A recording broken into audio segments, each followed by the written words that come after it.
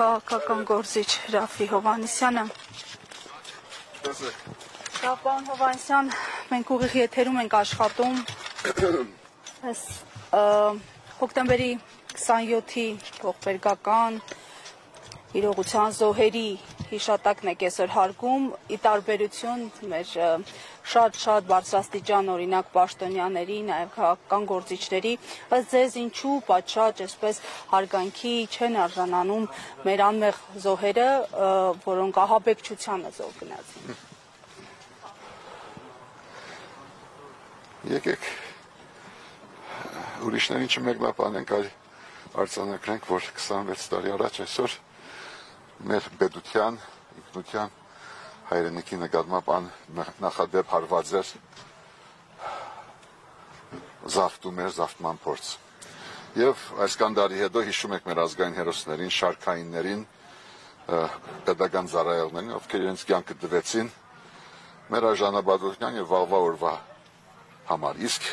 այս կանդարի անցել է երևի դա մարդկային բան է, որ մարդիկ թե մոռանում են իրենց առօրյա կյանքով, ցավով, դարաբանքով ապրում են, մի տեսակ գա, որ քաղաքական շահադիտություն ունի, բայց մենք բարդավոր ենք, ենք գազում մեր ժողովրդի գերագշի մեծամասնությունը, այստեղ լինի, թե հիմա ուրիշ տեղ հիշելով այս օրը, որ բարդավոր է ոչ թե արժանին մատուցել իրենց հիշադակին, այլ մեր մնացած օրերով, դարիներով իգադար ածել պետության դեսլագանի ամուր, արժանապատիվ, իրավական, ամփոփչական երկիր ստեղծելու մեր ազգային հերոսների եւ մեր նահատակների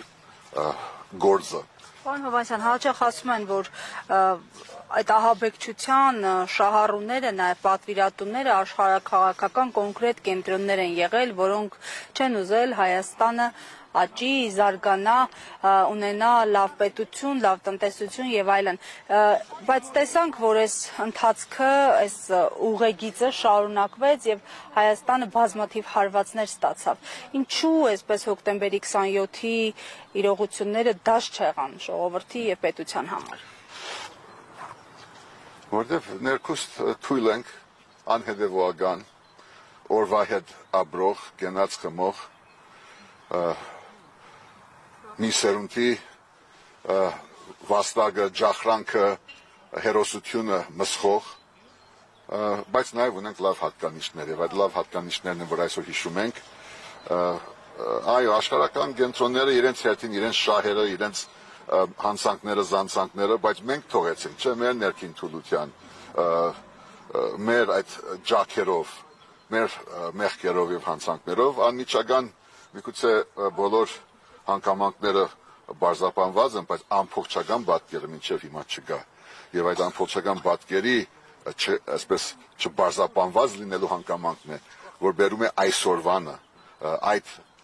դարիներին,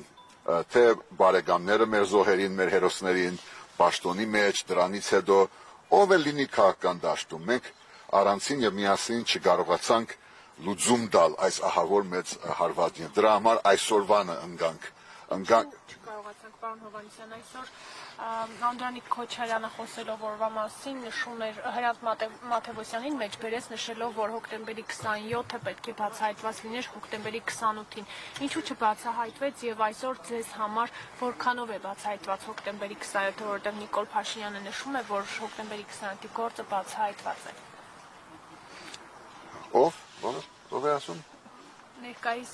վարչապետ։ Հա, չգիտեմ, դե որ բացահայտված է, այս վիճակում չենք լինի եւ ինքն էլ իր հաթորին հավանաբար չլինի եւ հենց դրա համար է որ ասվում է որ բացահայտված է ես չգիտեմ ով ինչ է ասում ամեն օր կամ ամեն տարի ասելիքները մի փոխում են ըստ իրենց դիրքորոշման այդ բահի զգացողության բայց կարծում որ բավարար վճռականություն կամ հետևողականություն եւ հայ լինելու հայաստանցի լինելու հայրենիքի դեր լինելու վճռականություն չկար բոլորիս մոտ եւ առաջի հերթին պատասխանատվություն գրողների համար։ Բացահայտված է այնքանով, որքանով մենք տեսանք, թե ովքեր են անմիջական գազարողները, բայց այդ ամբողջ մղձավանջը, այդ հարվածը մեր պետության նկատմամբ մնում է բաց եւ այդ բացության շարունակությունը հենց այսօրվա վիճակն է, որ պետք է լուծենք միասին։ Պարոն Հովհաննիսյան, իսկ նաև պիտի խնդրեմ անդրադառնալ երեկվա իրադարձություններին, մասնավորապես Հովանավանքում տեղի ունեցած եւ դրան նախորդած միջադեպերին եւ իրադարձություններին։ Նիկոլ Փաշինյանը երեկվա կարգալույծ արված քահանայի կողմից պատարագը ներկայացրեց իբրև թե նորոգման պատարագ եւ սա սկիզբն է ասեց։ Նիստերակի եւս խոսվում։ Այսօր այն օրը չէ, որ ես պիտի պատասխանեմ ձեզ եւ ասեմ, որ բիղձությունը հենց նա է եւ նրանք են, ովքեր փորձում են հիմա արդեն նոր թիրախ վերցնելով բարակտել, ոչնչացնել ազգային արժեք հանդիսացող մեր Սուրբ Եկեղեցին եւ բայկարի իրենց ճակատը նաեւ մտցնելով խորան ավելի մեծ հանցանք, մեղք, մահացու մեղք կան դա, ես չեմ պատկերացնում։ Շեշտը պիտի ունենք իր փոփոխության վրա, առանց այդ փոփոխության պիտի շարունակվի այս վայրեջքը, այդ հարցակումը մեր արժեքների վրա, խորանների սրբաբղծությունը, բայց պիտի նաև արձանագրենք այսօր, որ յուրաքանչյուր նաև հրամանատար իր չար գործի մեջ ունենում է նաև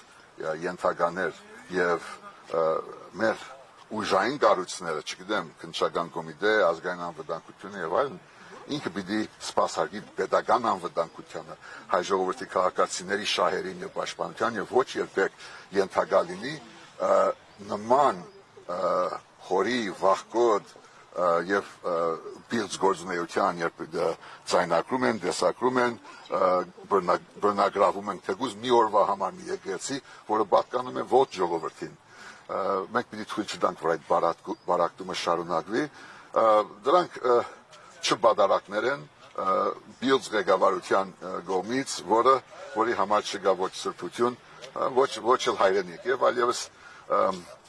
անգամ ձեր մասնագիտության մեջ, որքան դուք բարդավոր եք այդ հարցը տալ, ինքը եւ իրենք արժանի չեն ձեր մասնագիտական գործունեության, ձեր խոսքին, ձեր առողջությանը, մենք բարդավոր ենք ուղղակի թույլ չտանք այդ բարակտումը, որովհետեւ այդ բարակտումը այս օրվա շարունակությունն է։ Այն ինչ որ մենք տեսնում ենք, վաղամիսը կարող է շարունակվի, բայց շատ չհուզվենք, շատ չդարվենք, որովհետև սա անցողիկ է, մենք բարդավոր ենք ուղղակի միաբան նոր բանաձև գտնենք, որ մի քանի ամսվա մի դարվա ընթացքում այլևս թույլ չտանք, որ որևէ մեկը ինչ էլ իր անունն էլ ունենա, ինչ հատվածի ներկայացուցիչ լինի, իրեն դնի մարգարեի, չգիտեմ, ամենափրկչի դերը։ Ժխտելի է, մեժելի է, ես չեմ ճանաչում եւ այս օրը այդ մարդիկ ուղղակի խոսելու իրավունք չունեն։ Ուզում են իրենց համար քեֆի համար մտնել հայոց եկեղեցի, խորանը սրբաբղծեն, ինչպես անում են Թուրքիայում, անի Մայրդաջարի խորանում թուրքերն են անում իրենց նամազը թող շարունակեն մեկ-երկու անգամ, բայց ի վերջո մենք բարդավոր ենք մեր արժանապատվությամբ վերջ տալ այս մղձավանջին եւ պատասխան տալ հոկտեմբեր 27։ Շնորհակալություն։ 168 թեմի հարգելի հետևողներ,